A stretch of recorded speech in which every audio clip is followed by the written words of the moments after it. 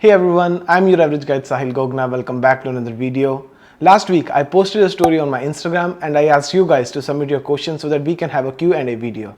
For this video, I have shortlisted a few of them that were quite general and quite repetitive. Today we are going to address those questions, and in case I missed your question or you have some other question, comment down in the comment section and I will make sure to reply all the questions and all the queries until I upload the new video next week.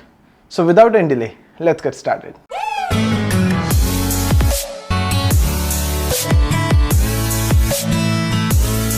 So the first question is asked by Zoyab and he is asking, is it worth to leave a 40k job in India and move to Canada by taking 20 lakhs of loan? Since he has mentioned the salary figures and the loan figures, so I'm assuming that he wants me to answer whether we can earn good salary here and repay our loan. So the answer is yes. If your skill sets are good match and you work hard in your 2 years of masters, I think you can easily get a good job and you can earn, I think, 3 to 4 times of what you're earning back in India.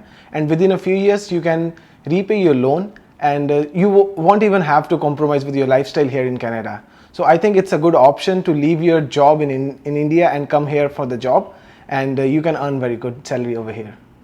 And the next question is asked by Sudhanshu and he's asking, does your experience in India as a software engineer matter when you apply for jobs after the masters? The answer is yes, but it depends upon a lot of factors. The first thing is, if you are expecting that the company will consider your experience while hiring you, then it will be considered, like, it will be beneficial for you when you're applying for jobs, and it will be considered that you have a good skill set if it's a complete match for the profile they're actually looking for. But if you want your experience to be considered for giving you a higher position, for example, let's say you are a junior engineer back in India and here you want to work as a intermediate engineer, then it depends upon the company and number of years of experience. So the thing is, if you have less than 2 years of experience, then it's high chances that you will be treated as a fresher here in Canada because you don't have any Canadian experience, right? But in case you have experience more than 3 years, then some companies might consider your Indian experience and might promote you or might choose you for the intermediate position. So it depends upon a lot of factors, and I think you should make a decision based on these factors. Moving on to next question, and it's asked by Garima and she's asking, can we get full-time job opportunities in Canada by applying from India? The answer is yes. So I have uploaded a video last week in which we discussed how to get the direct job offers from Canada, and I think you should definitely watch that video if you want to get the complete insight. But I will give you an overview of how you can actually get a job offer.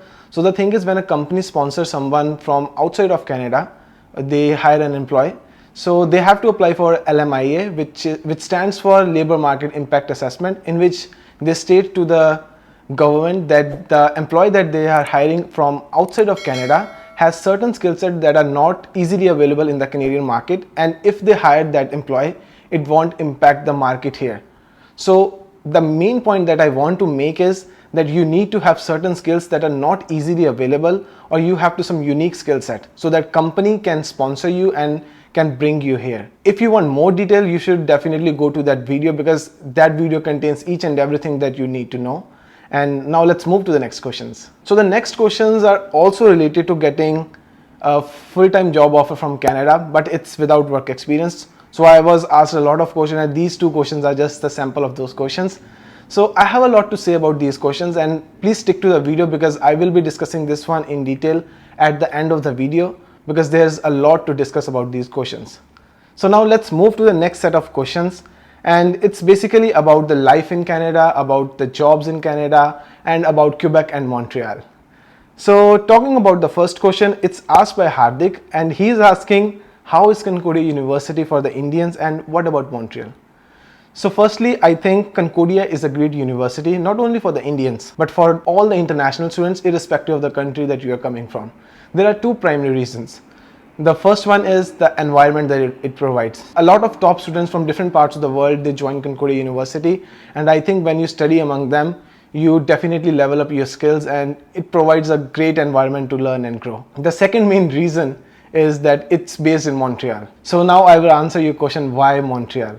So I personally think that Montreal is one of the most vibrant and most lively cities in Canada, and I have lived there for more than 2 years, and I personally think that Montreal is one of the most culturally diverse city in Canada, and if you come to Montreal, you won't feel that you are just roaming around in another city in India. So if you want to get real foreign vibes, or the real Ilahi vibes, I should say, then Montreal is the best place to be.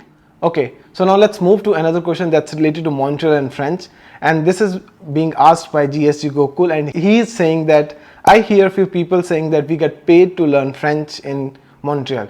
Is that real? And I think he is quite confused and quite amazed by this fact. And the answer is yes. I am one of those people who got paid to learn French in Quebec, and I was paid $700 to $800 per month. And this amount is variable because I was attending full-time classes and the classes went online due to COVID. So I wasn't getting the transportation allowance that was $100. So in those times, initially I got $800, but later on, since the classes went online, so I was getting $700. So the way I'm asked this question is that people think that it's a sort of free money, but there are a lot of things that you need to consider. The first thing is that you need to be a resident of Quebec. I think you might have guessed this thing by now, but the main point is that you have to attend full-time classes to get this amount.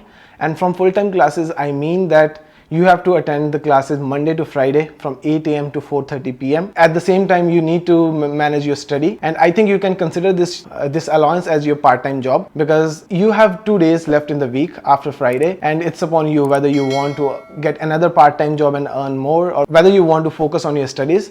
And also, talking about the French classes, you also get a lot of assignments, because learning a new language is not at all easy. I would say that it's not the free money. You have to work really hard to get these $700 to $800, and at the same time you are learning a lot. So please consider these factors while you think about getting paid to learn French in Quebec. I'm not discouraging you guys to join the classes by stating that these are quite hectic. The thing is that if you can manage your full-time studies, so then this is the best opportunity to be in a place where you can learn something new, and you can have some skill that distinguish you from the rest of people. So please go for it and just enjoy your life in Montreal. It's a great city to be there.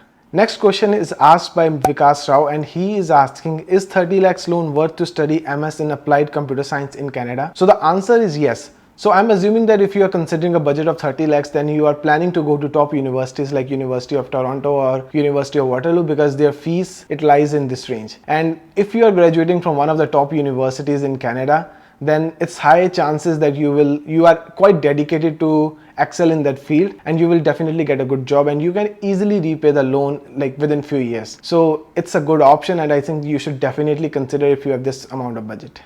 So now let's move to the next set of questions that are related to the part-time jobs in Canada. The question is asked by Abhi, and he's asking how to get a part-time job as a newbie in Canada who is coming after 12th standard with no work experience. So since you mentioned that you don't have any work experience, so I assume that you don't have any professional skills or technical skills to land a good technical job. So the first thing that we should think is how to get the job. Even if you want to get an odd job or any type of job, the first thing is that you need to network. So as a newbie, I don't expect you to be on LinkedIn and make up a profile and start reaching out people. From networking, I mean you should actually try to connect with people. Let's say on your day-to-day basis, you are going in a metro or in a train. At that time, try to look around, and if there's someone who's from the same country or who's also an international student, try to approach them, try to talk to them and ask them whether they have any vacancy at their workplace, or do they know someone who can help them to get a job. So this is how you actually approach people and build up the connections. The main point that I want to convey is that don't be shy to approach the people. Just go and talk and look for the references. This will definitely help you in the long run. Now the next part is developing the right skills so that you can land a good full-time job after you graduate, right? So let's divide this part into 2 years. So I'm assuming that you are coming here for the 2-year diploma. So for the first year, try different types of jobs. Try to fill up the gaps in your personality and the things that you're not confident with. Let's say you're not confident with communicating with people, or you're not confident with your English. It's a good time for you to experiment different types of jobs, and maybe you can get a job at a petrol pump where you directly need to interact with the people, ask them like what are the things that they need, or maybe you can get a part-time job at a call center where you can talk in English and you can get that thing out of your mind that you're not confident enough to talk with people, or you're not confident enough with your English. So this first year, I think you should focus on developing a lot of skills that you feel that are missing in your personality. Moving on to the second year, I think you should focus that second year in developing your technical skills or the skills that are relevant to your job. So you might be interested in, let's say, graphic designing or video editing or something related to your program. So that 1 year should be completely dedicated in learning the skills, so that when you graduate and you apply for the full-time jobs, you are stacked with the technical skills and you can easily find a good job. So to sum up, connect with people so that you can get references, and at the same time focus on developing the skills. This is the golden time when you can learn a lot of new skills. The next question is asked by Shreya, and she's asking how to manage stress and pressure of studies, job, loan, etc. In that case, you have to think that you are not doing all these things on one single day. You will have a week to schedule, and you have to manage your part-time job according to the days of your study. So let's say if you are working for 3 days and you don't have your college or university for those 3 days, you have to focus the remaining 4 days on working upon your skills. And if you are wondering of repaying the loan, then there are two options. One is, when you are a student, you can take a lot of other part-time jobs on cash or some other ways, and you can gather some money, but that will be at the cost of your studies. You won't have enough time to focus on your skill set, and after the graduation, when you are actually applying for the jobs related to your field, I think that will be very difficult for you to get a good job. And on the other hand side, if you focus those 2 years in developing your skills, and you somehow accept the fact that you cannot gather the money in your student life and you need to repay loan after you graduate, then focus those 2 years on your technical skills and try to do some internships or try to network with the people who are already in your field, and after 2 years apply for the job in your own field and then get a good job and get a good salary. So this thing is possible if you develop the right skills. So I should say that it depends upon you what type of things you are looking for, and plan the student life accordingly. So the next question is about the tips on how to network on LinkedIn. So this one is one of my favorite questions, and I think we need to make a separate dedicated video for this, because this is a thing that will help you to land a job. So in case you want me to make a separate video, please make sure to comment down in the comment section. And I won't only tell you that you need to network, I will show you how to actually network and how I use my LinkedIn to network with different professionals, and how I get different speakers to bring forward their experiences on this channel. But for that, you have to comment down in the comment section, and let's target for the 50 comments, because I also need some sort of motivation to make that video. And if you can hit those 50 comments, I will definitely make this video for this next week. So now, addressing those two questions that we talked at the beginning of video, and these are about getting LMIA or getting the job offer directly from Canada without any work experience. So guys, firstly, you should think that why a company should hire you when you don't have any professional skills, right? So if they are hiring someone from outside of Canada, what is the reason that they need to go through all the pain of immigration and the other formalities? These types of questions actually hurt, because I started this channel in order to fill up the gap in the knowledge, so that you guys can actually look into what are the skills that the companies need and what are the skills required for different types of profiles. The question that you should ask yourself is that why a company would hire you when they have already the candidates who are more skilled than you and they are already present in Canada.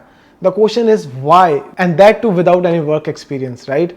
So when you are thinking about these types of questions and you are making up some unrealistic things in your mind, then you are making yourself vulnerable to those fake agents that take up the money and sell you the things that are not even practically possible. Don't think of any shortcuts, because whenever you go through some shortcuts, there's always high chances that you will fall into a trap. So please educate yourself, be aware of what are the things that you're asking for, and the most important thing, be practical. So to sum up, for thinking about getting a job offer, you should think about what you can actually give it to a company. Do you have those skills which distinguish you from the crowd, that the company should go through all the process of immigration and bring you here? So there's nothing in this world that comes free, and you need to give someone something before you actually take something from them. So guys, this was today's video, and I have enjoyed a lot answering your questions. If you like the video, make sure to give it a thumbs up, subscribe to the channel. And I know I haven't answered all the questions because my inbox was full with a lot of questions and I got a lot of replies, and I will make sure to answer all the questions that are listed here in the comment section below till my next week's video is released. So see you in the next video. Till then, stay safe.